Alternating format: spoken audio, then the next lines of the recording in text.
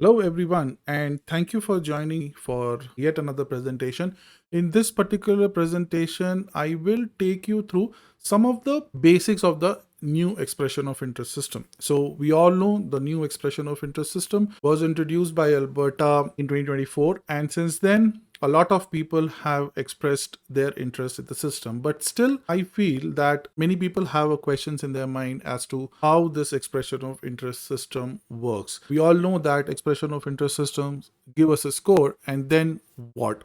How does Alberta immigration program evaluates our expression of interest? So Alberta has recently announced a lot of FAQs, and in this particular session I will take you through one such FAQ which is related to the expression of interest system. So this is the expression of interest system FAQ that is out there. Now what I've done is basically add some graphics on top of it to make it more understandable. So let's go through that. So the first question that Alberta is trying to explain to everybody is how the invitations are determined. So invitations are the invitations to apply or ITA, and it's trying to explain here is that invitation is based on a multiple factor and not just on the score. Your expression of interest score is just one of the factor which decides your ITA. So it depends upon your score for sure. It also depends on the Alberta labor market needs. It depends on the application volumes, and it depends on the available nomination limits with AIP. What is your score? Your score is something that is assigned to you as per your expression of interest. Alberta labor market needs basically means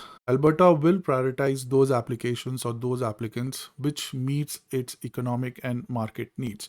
So it will depend on a host of factors like your experience, your NOC, and then the demand from the industry itself. Application volume. By application volume, it basically means if there is a huge number of application, if there is a backlog on certain streams, it might prioritize that particular stream. The last factor of the available nomination limits, provincial government gets a limit of the nomination certificates it can issue every year. So limit for this year is 4975, and depending on the availability of the nomination certificates, the issuance of ITA can be more or less. So say if for example at one point of time in 2025, when say number of application limits is only 100 and the number of expression of interest is, let's say, in tens of thousands, and obviously your ITA cannot exceed much beyond your available limit. They might issue a few more ITAs more than the available limits just to account for some rejections, but it cannot be more than your nomination limit drastically. So I hope this explains to you how the invitations are issued and what factors impact your invitation. It says very clearly, even though point is important, it's not the only consideration, and then depending on these factors, Alberta will do regular draws during the year and then issue a invitation, and at the time of issuing that invitation, it will also consider things like points and everything else. So that's the first part of this FAQ. The next part of this FAQ dealt with your evaluation of your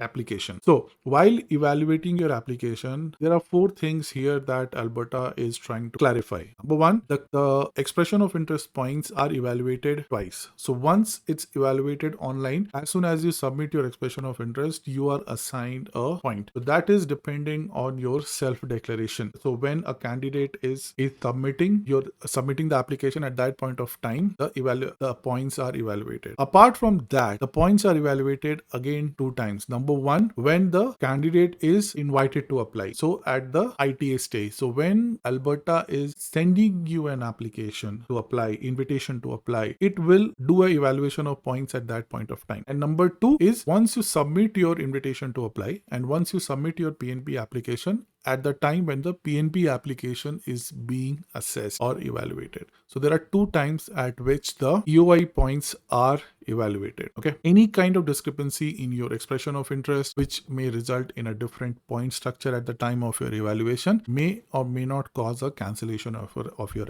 application. So be very sure that the information that you declare on your expression of interest is correct, and then there is no major deviations or major differences in your application as compared to your expression of interest, because this might lead to a cancellation. Obviously, there are some factors which are beyond your control. So as soon as your your factors change, it's always advisable to contact your immigration team and your Alberta Advantage Immigration Program and update your status. Obviously, once you make your expression of interest, there is no guarantee that your invitation to apply will be issued, or even if your invitation to apply is issued and you have submitted your application, that your application will be processed within a particular timeline. So as a candidate, you might have a particular timeline in mind, either due to your work permit expiration or your status getting changed. However, that factor is not important in evaluation of your application. Alberta has in the past issued certain support letters for those people for whom the work permits were expiring. It probably would still prioritize those applicants whose work permits are expiring in 2025 and 2026, but this is not a guarantee. This is not something which can be held against them. So that is very clear to understand whenever you are starting your PNP application, that it might take much more time than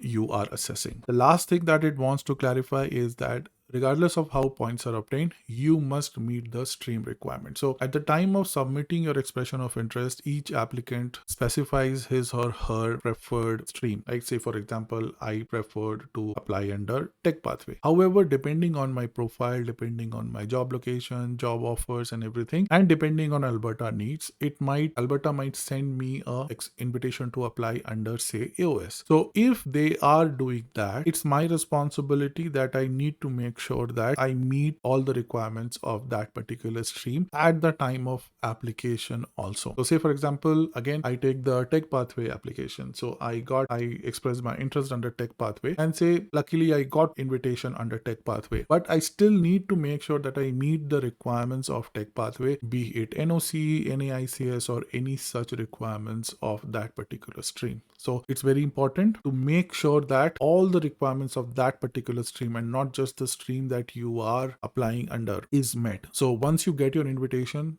check under which stream you are getting invited, and then go to that particular stream's detail and check whether you satisfy there. So that is something I wanted to cover in this particular video. I hope this particular video helps you in some way in clarifying how the expression of interest system works. If you want to join us in our WhatsApp group, these are the WhatsApp group QR code, which you can pause the video and scan and join us for a good discussion. We have a good community of close to 2000 plus people who can help each other in getting their questions answered. There are a lot of people like you in the same boat, and we all hope to help each other and get through this challenging times. Okay. If you have any questions, reach out to me on the comments. I will try my best to answer those questions, and till then, good luck.